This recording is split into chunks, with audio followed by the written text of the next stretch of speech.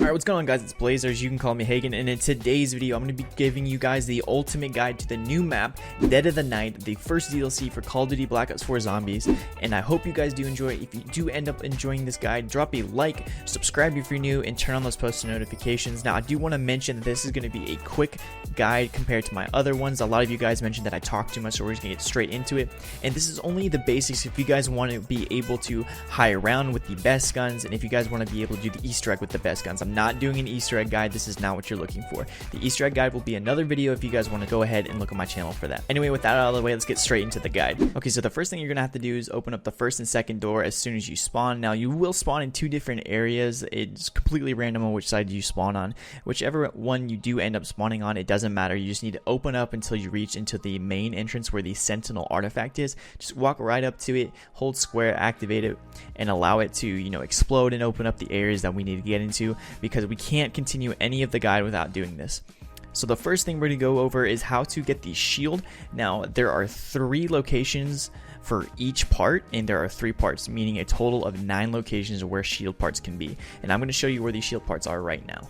There can be one that can spawn right here on the grand staircase as you come and open up the Sentinel artifact. Next part can be found on the west balcony across the RK7 right here, and the third and final location for the first part is right here on the east balcony right next to the SOG wall by. The next piece can be found on this back wall in the dining room.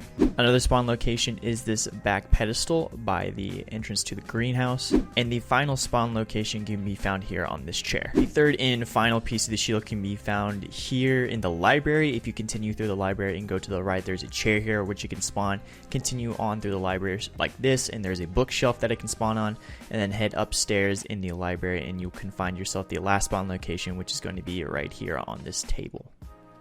After acquiring all the parts, you're going to head over to the smoking room, and in the corner you're going to come to the building table and build the shield. This is actually the only place you can build the shield in the entire map. Okay, so the next guide I'll end up showing you guys is going to be how to unlock Pack-a-Punch. The first thing you need to do is find these crystals that are hidden in bases within 3 locations. The first is the library. There's going to be one location here, and then if you come upstairs to the study, there's going to be another location up here. These crystals are easily identifiable by finding the smoke on top of them, and then other than that, they're really easy to find. Once you do find them, you need to end up getting kills with them and allowing yourself to gaze into the crystal, and this will show you what your next challenge is. The total number of zombies you need to kill is 4 in solo, and then when you have another teammate, it's going to be extended by 1. Okay, so after getting enough kills, what you need to do is gaze into the crystal, and it's going to show you an item. What I would recommend is writing down that item or taking a picture, because you're going to need it later, but I wouldn't worry about it right now. After writing that down, you need to head down to the cellars for the second crystal. There are going to be 2 spawn points as usual. There's one here. Continue down into the south side of the wine cellar. There's going to be one right here, again notifiable by the blue smoke. And as with the first crystal, after you're done gazing, I would recommend writing down what you end up seeing in the crystal, because we are going to be able to use it later, but right now it's not that important as we're just finding the crystals for now. And the last crystal is going to actually be up here in the east gallery right next to the master bedroom. There's going to be a spawn point here. Continue into the bedroom, and there's going to be one here, and then continue into this trophy room, and there's one here. Again, you need to fill the one with the actual crystal. And as with all the crystals thus far, we need to gaze into it after collecting enough souls and figure out what we need to find. For this, it's going to be a perk, and you will see a pattern will always be a perk for at least one of them. Now, if you wrote down all the items that you saw in the crystals, you will find that you always have a clock. So I'm going to show you where all the locations for the clocks are right now. There can be one in the billiards room right here. It's going to be a grandfather clock. The next spot a clock can spawn is actually in the back of the main hall, right in front of the entrance to the actual mansion right here. Now, the third and final location where a clock can spawn is actually going to be in the back of the dining room. For me, it's going to be the one you're going to have to set. Now, the one you're going to set is going to be ticking and spinning, and it's going to be where you're going to spawn in the first challenge for the clock. It's going to be a giant clock that's going to spawn around you, and a bunch of zombies are going to rush you, so you have to make sure you have good guns, because you have to stay in the circle to actually get the tuning fork. For me, I'm in custom mutation, so I do not have to worry about zombies coming in and trying to kill me. So I would highly recommend having good guns for this, because you have to stay in the circle before you get the tuning fork. If you fail this, you have to wait until next round before you can do it again. After completing the clock challenge, you will be rewarded with the blue tuning fork. This will be the only challenge you need to do for the clock, so after you obtain this, you need to move on to the next challenge to get Pack-a-Punch. After gazing into the crystal, a lot of you probably saw portraits. So there are 3 portraits on the map that you actually have to go up and interact with, but don't worry, I'm going to show you all the locations for every portrait that you could possibly see that I've gotten in game. So for the first one, you're going to be in the east gallery, and you're going to look on the right, and there's going to be a portrait here of a lady. You're going to go ahead and look at it and interact with it, and it will show you the next step. The second portrait that you could possibly get is going to be found in the smoking room. It's going to be in the back on the left. It's going to be a portrait of a lady and an old man. The third and final portrait that can be found is going to be in the music room in the back on the left. It will be a lady that looks to be holding a stack of hay in her hands. For those of you that did not get portraits from the crystals, it's actually going to be items around the actual manor. So go ahead, go to the entrance hall next to Danu. There's going to be a baby doll that you can interact with, and that's going to be one of the items. The next item that you can see in the crystal is going to be a scroll that can be found in the study upstairs of the library, and it's going to be right here.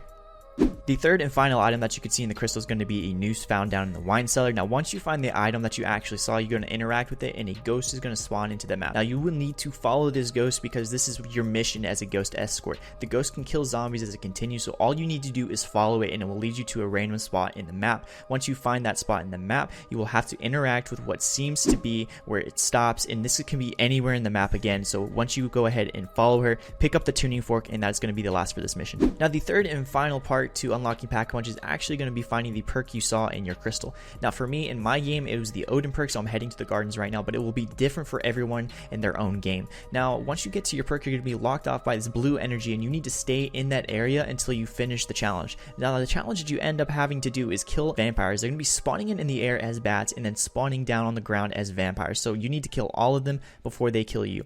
Now, this is particularly hard on a high round, so I'd recommend doing this one first if you have easier guns to kill them with, and fortunately for me, I'm in custom mutation, so I don't really have to worry about that. So once you kill all of the vampires, what you need to end up doing is picking up the tuning fork and taking that to the entrance and unlocking Pack-a-Punch. Head down to the back of the main hall, and you're going to find yourself to the entrance of the mansion, and you head all the way to the gate. You're going to find this red blob that you need to place the tuning forks in. That way you get rid of it to get to Pack-a-Punch. Okay, so the next guide I'm going to show you guys is how to get the free wonder weapon. So you're going to find symbols on the wall that can be right here in the master bedroom. This is for the red symbol. And then if you head over into the east gallery, it can be on this wall right here. And as you head into the cellar, you can look down into where the zombies spawn, and it's actually going to be on this barrel right here. And the final location is going to be right here in the back of the dining room. For the blue symbols, one of the locations is going to be right here in the cemetery behind this post. The second one is going to be up here on the top of the shrine. The third one can be over here by this lion statue. And then the fourth and final one can be found as you're exiting the cemetery right here on this tombstone.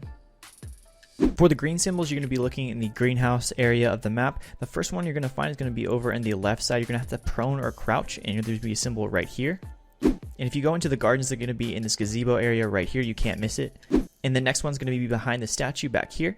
And then the final one's going to be right here on this stone seat. For the last group of colored symbols, you're going to be looking in the back of the main hall, right in the entrance of the mansion. You're going to look to the left, and right here on this wall is where it can spawn. Another location is actually right here on the left on this back wall. And if it's not there, you can go ahead and look on the other side and be right here. And if it's not there, go ahead and look up on top of this balcony. It can be right there. After recording all the color codes, you need to head down into the library. You're going to go into the back of the room, and you're going to find the ray gun, input your code, and then you're going to have to look up and enter the code before you can actually retrieve your wonder weapon. Once it's open, you can go ahead and hold square, trade your weapon for the wonder weapon, and that's how you get the ALISTAIR'S Folly for free. Alright, so the next guide I'm going to show you is how to get silver bullets. These will help you double your damage and allow you to kill vampires and werewolves a lot faster. So the first part that we're going to look for is going to be a candlestick. It's going to be either here in the Danu room, right here on this table, or you're going to find it back in the main hall on the right side, right here on the top of this vase. And the last location where you're going to find it is going to be in the billiards room right here. And this is going to be the last spot for the candlestick. Okay, for the next piece of the silver bullets, you're going to be finding a goblet or a cup, and it's going to be right here in the west hallway, right next to this table. The next spawn that it can be at is actually going to be right here on this table right outside the dining room. And then the final spawn location for this goblet is going to be right here on this edge of the table. The next piece for the silver bullet is actually going to be found down in the cellar. We're going to go ahead and head down to the left, and there's going to be this little hole in the wall, and there's a spawn point right here. And if it's not there, you can head over to the other side of the cellar, and it's going to be on this wall right here underneath this candle. And if it's not there, you can go ahead over to the table adjacent from the wall, and it can be right here. Now, once you've collected all of the silver, you need to head to the back of the wine cellar. There's going to be a buildable table where you're actually going to melt down the silver into molten silver, and you're going to use that with the gunpowder to make the silver bullets. What you're going to do now is you're going to look for charcoal. So the first location you can find is actually in the main hall on the left fireplace right here. And if you don't find it there, you can look in the billiards room, and there's a fireplace right here on the right, and you can go ahead and pick it up if it's there. And the third place that it can spawn is actually in the master bedroom fireplace. So go ahead and head into the master bedroom right in front here, and it can spawn right there. The next piece that we need to retrieve for the gunpowder is actually going to be sulfur, and this is going to be found in the greenhouse laboratory. So if you head all the way to the back of the laboratory, there's going to be a spawn point for the sulfur right here on the left. If you head to the way you just came, there's going to be sulfur right here on this bench, and then on the opposite side right here. The final piece for the gunpowder is actually going to be found in the cemetery. It's going to be a pile of poop. So if you look right here, this is a spawn point for the poop. And if you continue down this road, just the way I am right now, you can actually find the second spawn location right here. And then the third and final spawn location is right here behind this tree. Once you've collected all those pieces, you can head over to the library, and if you head over to the right on this building bench right here, you're going to actually craft the silver bullets. These bullets will do double damage for your gun as well as cost points every time you use them. There's a small icon on top of your ammo that will indicate that you have the silver bullets, and there's the smoky effect that happens on the barrel of your gun. It doesn't matter which one, it always has the smoky effect. That way you know you have the silver bullet effect. Now this silver bullet is also used to upgrade the wonder weapon, so let's get into that guide next. So the next step into upgrading the wonder weapon is actually to get a part from in the library. So what you need to do is you need to have the shield built, and you need to come into the back of the library at this exact bookshelf, and you need to shield bash it directly on it. That way it opens up and reveals a blue part that you need to pick up for the upgrade. After retrieving the part in the library, you need to head to the entrance where you opened up Pack-a-Punch, and you need to be ready because you needed the silver bullet weapon of your choice to kill a werewolf. Now once you kill this werewolf, it's actually going to drop a like plasma meaty kind of thing, and you're gonna have to pick that up. But before you can actually do that, you need to kill the werewolf with these silver bullets.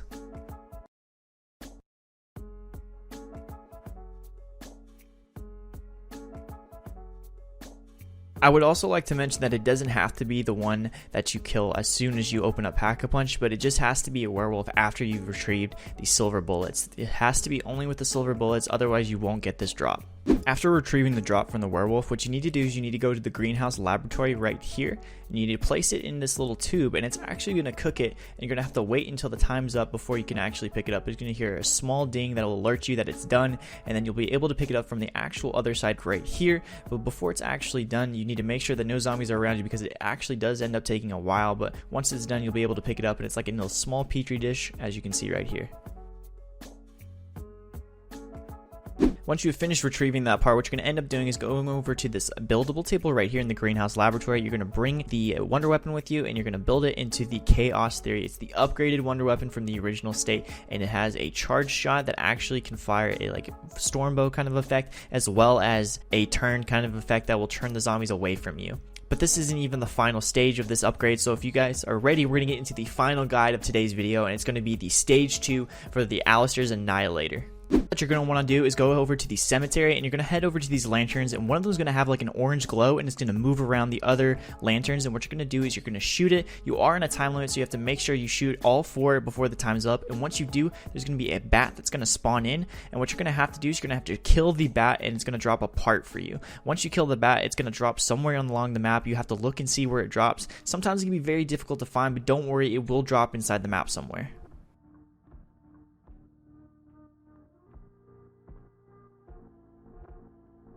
Next step that you're going to have to do is you're going to have to come into the forest, and you're going to find these glowing green mushrooms. And what you're going to do is you're going to actually use a charge shot that's going to use a turned effect that's going to allow the zombies to dig. It's very weird how this works, because sometimes it works and sometimes it doesn't, but all you'll have to do is make sure that you use a charge shot. Eventually they will dig, and you have to use 3 of them on 3 different mushroom mounds, and then that will allow you to pick up the part and go on to the next step.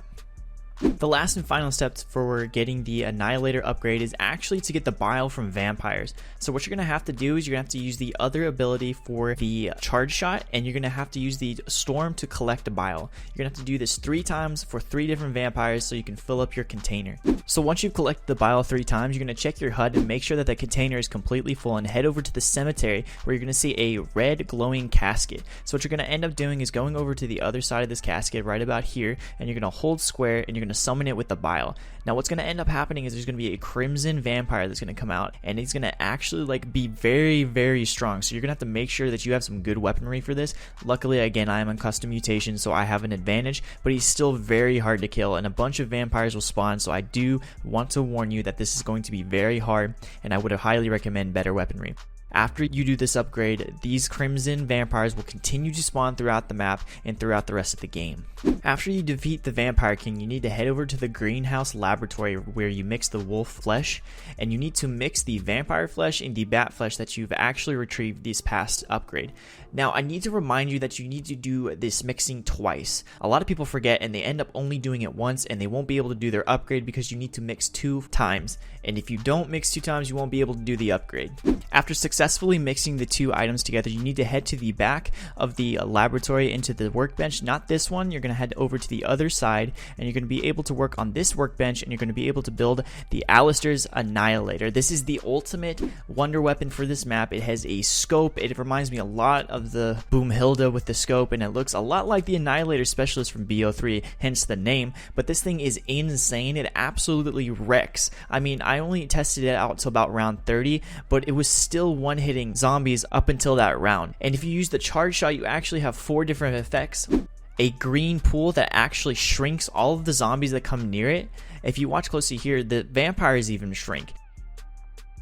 The second effect is actually a red ring of like fire, and there's like a miniature sun that like disintegrates all of the zombies that are near it. This is absolutely insane and probably my favorite variant of the upgrade.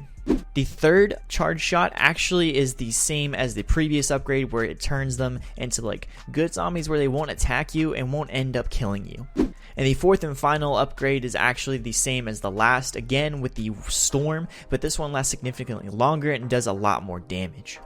Well guys, that's it for the guides. If you guys did enjoy the video, if you could drop a like, that'd be greatly appreciated. Subscribe if you're new, turn on those post notifications for more videos. Recommend me more videos to make, guys. And I'll see you guys in the next video. Peace out.